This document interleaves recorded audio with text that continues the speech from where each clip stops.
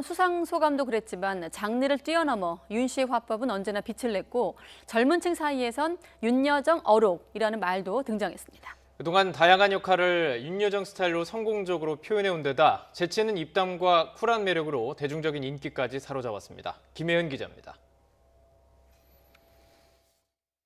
윤여정은 1971년 첫 영화 화녀로 스페인 시체스 국제 판타스틱 영화제에서 여우주연상을 받았습니다. 일찌감치 재능을 드러냈지만 미국으로 건너가 결혼하면서 10년 동안 활동을 멈췄습니다. 이혼 뒤 11년 만에 안방극장에 복귀한 이후 영화계에서도 강렬한 존재감을 보여줬습니다. 투병 중인 남편을 두고 바람을 피우는 시어머니. 재벌 집안의 탐욕스러운 안주인. 종로에서 가난한 노인을 상대하는 바카스 할머니까지 다채로운 모습으로 인간의 욕망을 그려냈습니다. 제가 대본을 고르거나 선택할 때 나 또한 굉장히 도전적인 데가 있는 것 같아요. 머리 안 숙여. 독특한 목소리에 빠른 대사 톤, 힘을 뺀 듯하면서도 강렬한 연기가 인상적입니다. 순간 몰입도에 있어서 정말 이렇게 훌륭한 배우가 또 있을까라는 생각이 들 만큼 아주 묘한 맛을 풍기는 그 묘한 배우라고 생각해요. 그래서 진짜 이 여배우가 뭔가 매력이 뭔가. 풍부한 유머 감각, 직설적인 표현 탓에 윤여정이 등장하는 곳에는 늘 웃음이 끊이지 않았습니다. 국민학교 때면 60년 전이거든요. 제가 기억이 잘 안 나요. 제가 어떤 학생이에요. 정말 죄송합니다. 놀이기구 타실 때 좀 힘들어하셨던 것 같은데.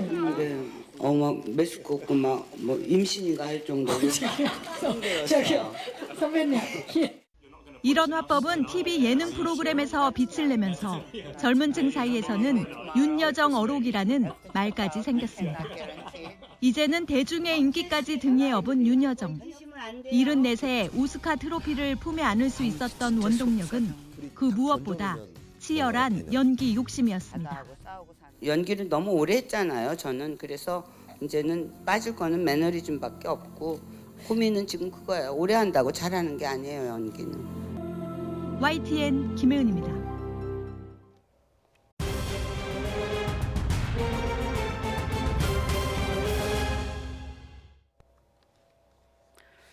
네, 이번엔 코로나19 관련 내용들입니다.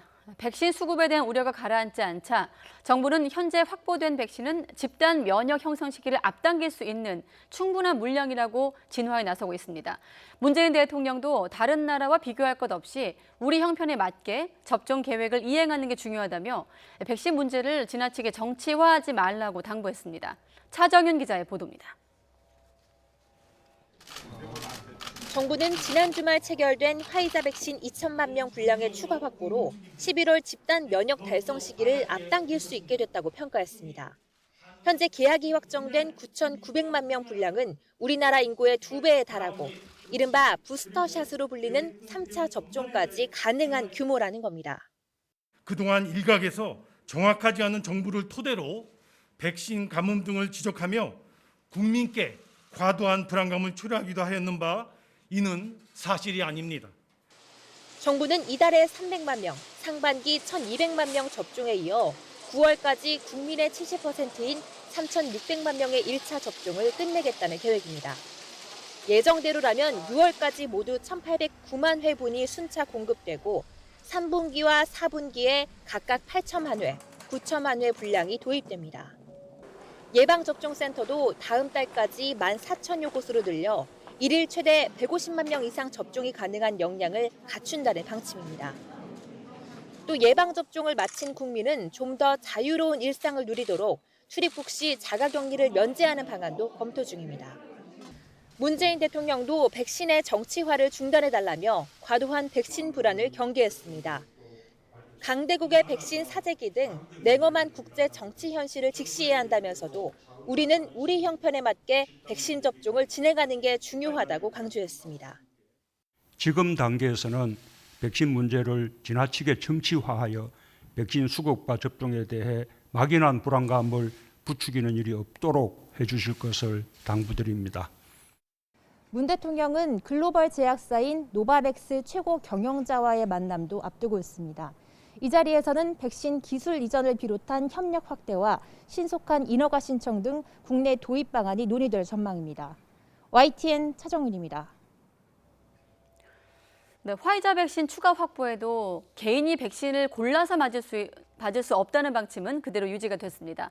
정부 계획에 따라 백신 접종 속도를 높이기 위해 불가피한 조치라는 설명인데 6월까지 1,200만 명 접종을 끝내 고위험군의 면역력이 생기면 5명 이상 모임 금지를 풀어주는 등 전반적인 방역 완화도 검토할 예정입니다. 계속해서 이영원 기자의 보도입니다.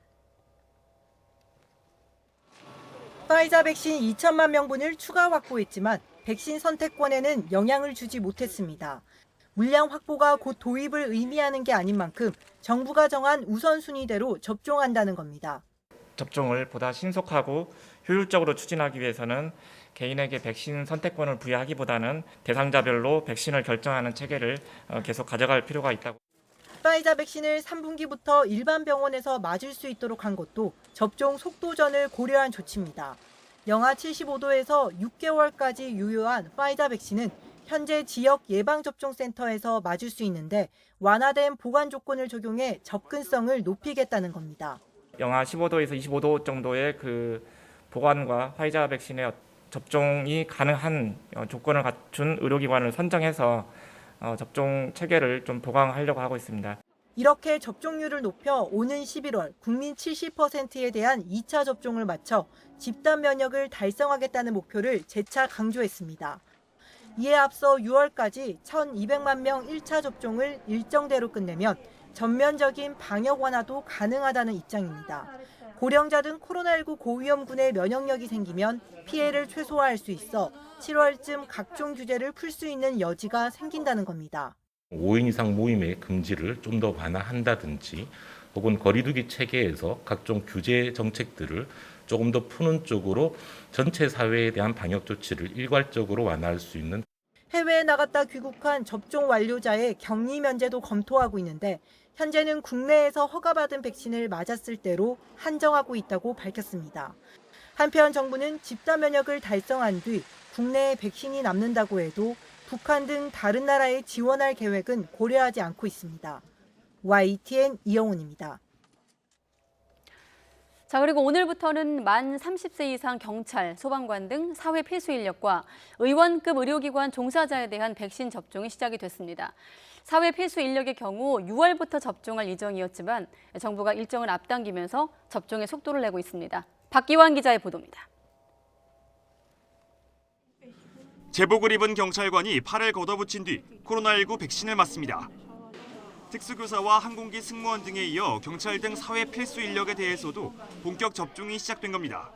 경찰관이면은 당연히 또 해야 할 또 맞아야 될 또 의무가 있고 그러니까 맞았습니다. 모든 국민들이 코로나를 19로 꼭 이겨낼 수 있도록 힘차게 응원하겠습니다. 김창룡 경찰청장도 간부들과 함께 첫날 접종에 참여하며 경찰 가족의 협조를 요청했습니다. 이번에 백신을 맞게 된 대상은 경찰과 해양경찰, 소방 등 사회 필수 인력 17만 7천여 명, 약국과 의원급 의료기관에서 일하는 보건의료인 등까지 포함하면 모두 55만여 명에 달합니다. 애초 오는 6월이었던 일정이 이번 주로 앞당겨져서 아스트라제네카 백신을 맞게 됐습니다. 빨리 해야지. 혹시나 제가 감염돼서 환자분한테 전염되면 안 되잖아요. 그래서 맞았어요. 차례 오면 빨리 맞으시라고 해야죠. 다만 희귀혈전증 발생 가능성이 우려되는 30세 미만은 접종 대상에서 빠졌습니다.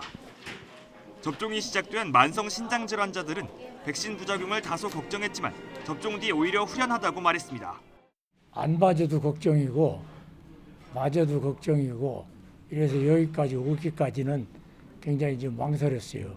맞고 나니까는 오히려 마음이 홀가분하고. 오늘 하루 이곳 병원에서는 경찰 등 모두 50명이 백신 접종을 마쳤습니다. 사회필수 인력과 보건의료인에 대한 접종은 다음 달 8일까지 계속 진행될 예정입니다. 국내에서 코로나19 백신 1차 접종을 완료한 사람은 226만 명, 전체 인구의 4.4% 수준입니다. 정부는 또 오는 28일로 군장병 접종 일정을 앞당기는 등 오는 11월 집단 면역을 위해 속도를 낼 계획입니다. YTN 박견입니다. 네, 신규 확진자 숫자는 주말 검사 건수 감소 영향으로 500명을 기록했습니다.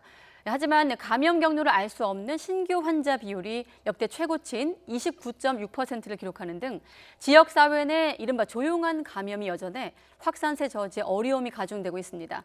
이 내용은 이동우 기자가 보도합니다. 코로나19 신규 확진자는 모처럼 500명으로 줄었습니다. 하지만 평일에 절반 수준에 그친 검사 건수의 영향이어서 확산세가 꺾였다고 보기는 어렵습니다. 실제로 지난주 국내 발생 하루 평균 확진자 수는 659.1명으로 그 직전 주보다 6.1% 증가하는 등 수주 동안 증가 추세가 이어지고 있습니다. 개인 간의 접촉 증가 또는 유행의 장기화 등으로 인해 지역사회에 누적된 환자들이 발생하고 있는 것에 따른 현상으로서 일상생활 속에서 감염이 지속되고 있는 양상입니다. 이런 가운데 감염 경로를 알 수 없는 신규 환자 비율이 지난해 4월 집계 이래 최고치인 29.6%를 기록했습니다. 그만큼 조용한 전파가 광범위하게 이뤄지고 있다는 것이고 감염 경로를 모르니 역학조사도 불가해 확산세 저지에 어려움이 가중되는 것입니다. 수도권의 경우 지역 발생 신규 확진자 수가 이미 거리두기 2.5단계까지 훌쩍 넘어섰지만 정부는 현행 2단계에서 상향 조정을 망설이고 있습니다. 사회경제적 피해, 특히 저소득층과 중산층의 극단적 피해가 야기되는 대규모 봉쇄 조치를 피하면서 적절한 사회관리 속에서 코로나19 유행을 통제하는 것입니다. 전문가들은 감염 재생산 지수도 1을 넘기는 등 각종 지표에 빨간불이 켜진 상황에서 적절하지 않은 대응이라고 지적합니다. 저는 사회적 거리두기를 빠르게 올리는 게 역설적으로 가장 사회적 거리두기를 적게 할 수 있는 방법이라고 생각을 하고요. 지금은 어느 정도 확진자 수 증가를 수용 가능하면 용인하는 쪽으로 방향이 변하고 있고요. 이는 확진자 수 증가라는 측면에서는 좀 위험할 수 있다고 봅니다. 경제와 방역 사이에서 고민이 깊은 정부는 이번 주를 특별 방역관리 주간으로 지정한 만큼 이번 주 확산 추이를 보고 다음 주부터 적용할 거리두기 단계의 조정 여부를 결정한다는 방침입니다. YTN 이동호입니다. 네, 이런가 하면 이 자가 검사 키트도 조만간 시중에 유통될 것으로 판매될 것으로 보입니다. 빠르면 15분 만에 검사 결과를 알 수 있지만 결과를 맹신하면 안 된다는 것이 방역 당국의 설명입니다. 검사 방법과 정확도 김경수 기자가 취재했습니다. 식품의약품안전처가 3개월 조건부 허가를 낸 코로나19 자가검사 키트 생산이 한창입니다. 다음 주부터 온라인과 약국 등에서 판매 예정인데 가격은 하나에 10,000원 초반대로 예상됩니다. 면봉을 코 속에 넣어 스스로 검체를 채취한 뒤 특수 용액에 섞어서 검사기에 올리면 15분 만에 결과 확인이 가능합니다. 줄이 2줄이면 양성, 1줄이면 음성입니다. 기강이기 때문에 이거 넣어주실 때 그냥 저희가 어느 정도 넣었다 싶을 정도까지만 넣어주시면 돼요. 코 안을 이렇게 쑥 밀고 들어갔다. 그리고 안에서 이렇게 한번 묻혀주시면 됩니다. 보통 선별진료소에서 의료진이 검체를 채취해 결과를 통보받기까지 하루 이상 걸리는 유전자 증폭 PCR 검사보다 자가검사 키트가 빠르고 간편한 건 장점이지만 상대적으로 정확도는 떨어집니다. 코로나19 바이러스의 특정 단백질에 반응하는 방식이라 바이러스 양이 적은 무증상자나 초기 환자는 걸러내지 못할 수도 있는 겁니다. 반면 바이러스 유전자를 증폭시켜 감염 여부를 판별하는 PCR 검사는 바이러스 양에 상관없이 정확도가 99%에 이릅니다. 이 때문에 방역당국은 자가검사 키트의 사용을 허가하면서도 PCR 검사의 보조수단으로만 활용할 것을 권고하고 있습니다. 질병관리청에서는 코로나19가 의심되거나 역학적 연관성이 있는 사람은 자가검사 여부와 관계없이 반드시 선별진료소를 방문하여 확인검사를 받을 것을 다시 한번 당부드립니다. 자가검사 키트를 버릴 때에도 주의가 필요합니다. 식약처는 양성 결과가 나온 키트는 선별진료소 등 검사기관에 가져가 의료 폐기물로 처리해야 한다고 당부했습니다. 또 음성이 나왔다 하더라도 판독되지 않은 코로나19 바이러스가 있을 수 있는 만큼 비닐에 밀봉해 종량제 봉투에 버려야 한다고 설명했습니다. YTN 김경수입니다.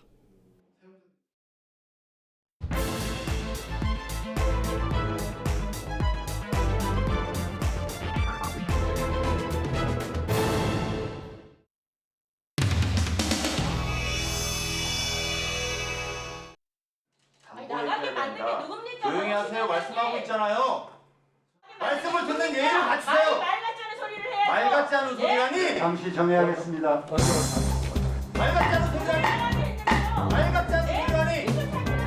제3차 산업통상자원 중소벤처기업위원회를 개회하겠습니다. 저희 오늘 법안 의결에 예정되어 있었던 지역 상권 상생 및 활성화에 관한 법률안이 오늘 상정이 여야 간사 간의 합의 실패로 안 됐습니다. 저는 도대체 왜 이 법이 상정이 안 돼야 되는지 그 이유를 알 수가 없습니다. 형식적으로도 중기소위를 통과했고 소위를 통과한 다음에 공청회까지 있었고 별다른 이견도 없었습니다. 이 소상공인들 위하는 거는 뭐 당연히 해야 될 일입니다. 그 대의 명분에 대해서는 동의를 하고요. 형식적으로만 올려놓자고 해놓고서는 갑자기 야당이 부재한 상태에서 갑자기 올려서 축조심사도 하다가 말면서 12시 바로 직전에 그냥 통과시킨 그런 겁니다. 이게 만약 당당하게 문제가 없었더라면 이렇게 안 했겠죠. 상임위에서 이런 비민주적인 절차, 일방적으로 강행 처리한 이것을 이런 식으로 그냥 넘긴다면 여당의 일방적 강행 처리에 면죄부를 주는 것입니다. 아니 뭐 엄청 비민주적으로 운영했다 하셔서 회의록하고 속기록을 보세요. 여러분들이 의사를 꼭 관철시킬 의지가 있은 의원이 법안소위에 앉아 계셔야 됩니다. 소위원장이 진행을 하고 있었고 개별 의원이 나간 것에 대해서 의견을 담보해줘야 된다. 조용히 하세요. 말씀하고 있잖아요. 이야기하고 있는 거 아닙니까?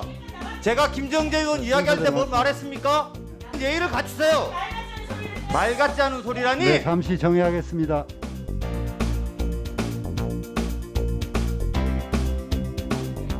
말 같지 않은 소리라니? 먼저 나가신 거 아니에요? 어따는 거 말 같지 않은 소리 하는 거야? 말을 어디다 놓습니까? 내가 말을 뭘 들었어요? 조심하세요. 여기가 뭐 강원식 위원장님 혼자 하는 그런 위원회입니까? 왜 마음대로 합니까? 왜 마음대로 해요? 왜? 뭘 마음대로 했어요? 왜 이런 법대로 했어요, 법대로. 왜? 뭘 법대로 해요? 법을 무시하는 게 누군데? 본인이 먼저 퇴근한 거 아니에요? 본인이 밥 먹으러 간 거 아니에요? 아니 내가 반대했는데 왜 통과시켰습니까? 밥 먹으러 가지 말고 회의를 했어야 될 거 아니야? 아니 밥 먹으러 못 갑니까 그러면? 그러면 우리 뭘 반영해요, 우리가? 그랬잖아요. 일방적으로 나가신 거 아니에요, 일방적으로? 인간이 하셔야 돼, 인간이. 한두 번이야, 한두 번. 네? 강호식 의원님 마음대로 하려고 그러지 마세요. 제 마음대로 한 게 뭐 있어요? 뭐든지 마음대로 하죠. 말해봐요. 마음대로 해요, 마음대로. 뭘? 네? 제발 좀 협의하고 논의 좀 합시다. 간사님 나와요. 5시간에 가죠. 5시간. 간사님 나와요. 이게 김정재 위원회지 이게 무슨 사람이야? 말이 안 될 사람을 그냥. 아, 김정재 위원회요? 여기랑 다른 것 같아. 네? 여기 뭐지? 우린 뭐야? 여기 뭐지? 우린 뭐야? 여기랑 온도차. 우린 뭐야?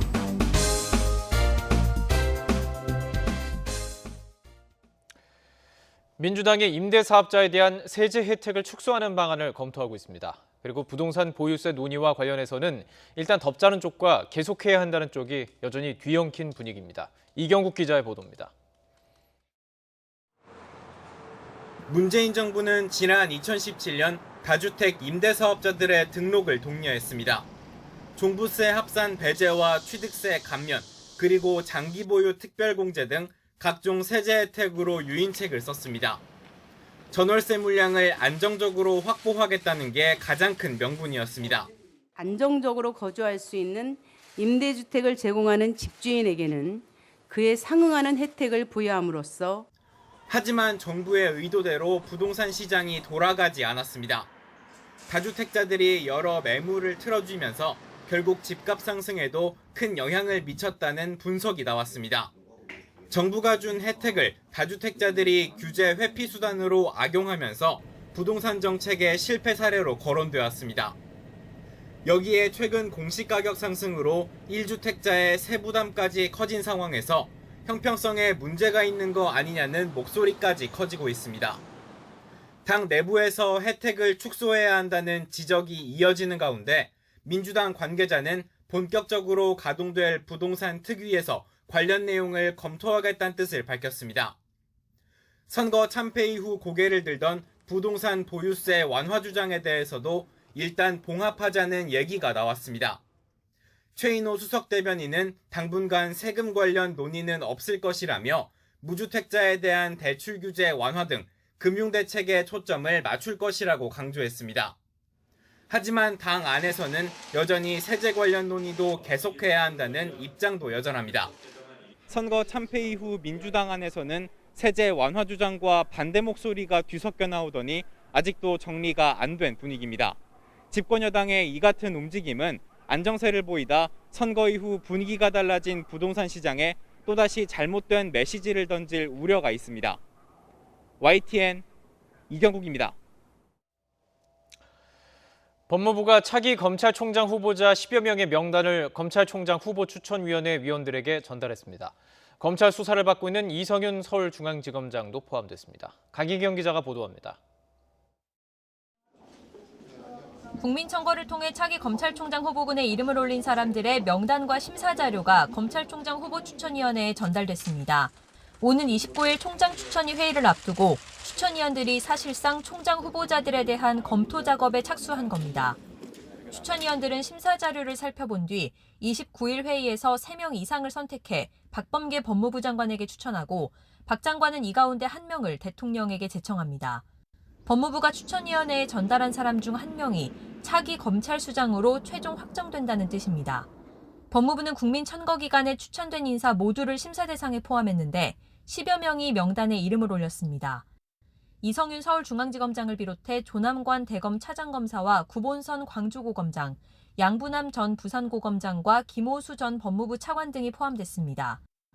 배성범 법무연수원장과 오인서 수원고검장에 이어 한동훈 검사장과 이문정 대검 감찰정책연구관도 이름을 올렸습니다.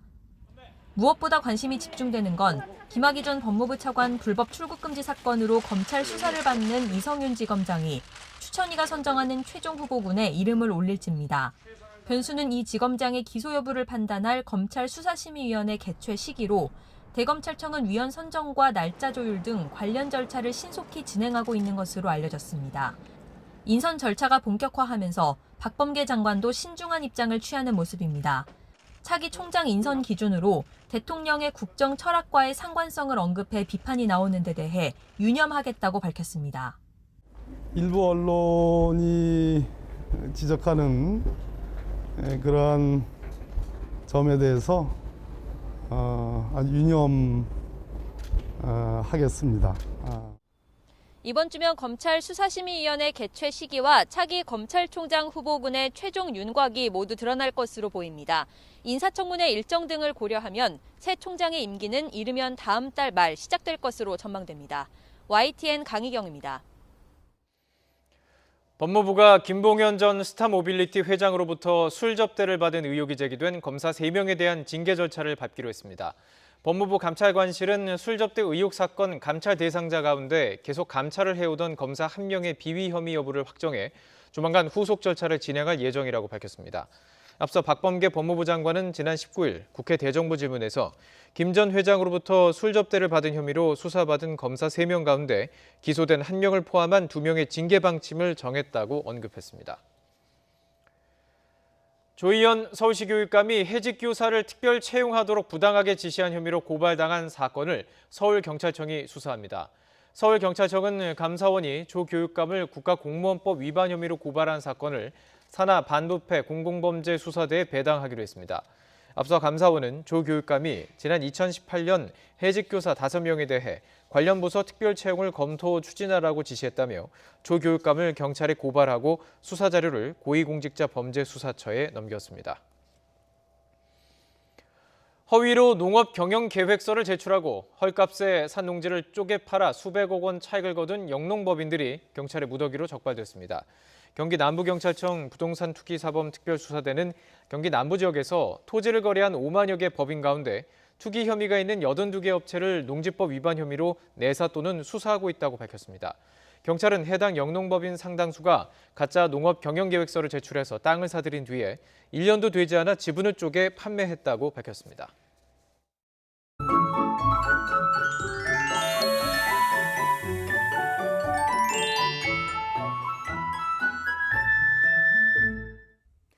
내일은 오늘보다 구름량이 늘면서 하늘이 흐려지겠습니다. 그래도 기온은 오늘만큼 오를 것으로 보이는데 우선 내일 서울 아침 기온이 12도로 아침 기온도 오늘과 비슷하겠고 낮 기온도 20도로 오늘과 비슷해 계속해서 따뜻함이 감돌겠습니다. 다만 수도권과 영서 지방에는 오전에 빗방울이 조금 떨어지겠고 남해안과 제주도는 오후부터, 중서부와 전북은 밤부터 비가 내리겠습니다. 남해안은 밤까지, 중서부와 전북은 모레 새벽까지 5mm 미만의 비가 조금 오겠고 제주도는 모레 오전까지 5에서 20mm의 비가 예상됩니다. 비가 내려도 양이 무척 적어 건조함이 해소되지 못합니다. 여전히 내륙 곳곳에 건조특보도 발효 중인 만큼 화재 예방에 각별히 신경 써주시기 바랍니다. 내일 아침 기온 오늘과 비슷하겠습니다. 서울 12도, 대전 11도, 광주 11도, 부산 11도로 예상됩니다. 낮 기온도 오늘과 비슷하겠습니다. 서울 20도, 대전 23도, 광주 22도, 부산 20도로 예상됩니다. 이번 주 내내 따뜻한 봄 날씨가 이어지겠지만 주 후반에는 곳곳에 또다시 비가 내릴 전망입니다. 날씨 정보였습니다. 네, 오늘 뉴스나이트는 특집 편성으로 여기서 마치겠습니다. 네, 곧이어 YTN 탐사 보고서 기록 교육재난 일부가 방송됩니다.